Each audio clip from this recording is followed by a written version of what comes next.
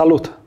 Astăzi vreau să-ți spun cum poți să controlezi corect și eficient climatul din casa ta, indiferent de vremea de afară. Cu Zehnder ComfoClime poți avea o temperatură optimă în fiecare încăpere. Pe lângă faptul că încălzește și răcește aerul, îți asigură și un flux de aer proaspăt purificat. Conceput special pentru clădiri eficiente energetic, mai ales pentru cele pasive, Zehnder ComfoClime maximizează recuperarea căldurii și minimizează pierderile. Prin tehnologia sa avansată, acest aparat recuperează energie și încălzește sau răcește aerul pe care îl introduci în interior, ceea ce înseamnă facturi mai mici și un impact minim asupra mediului. Cu ajutorul controlului digital și al senzorilor avansați, Zehnder ComfoClime 24 sau 36 ajustează automat temperatura și fluxul de aer în funcție de necesitățile casei tale, asigurând întotdeauna eficiență maximă.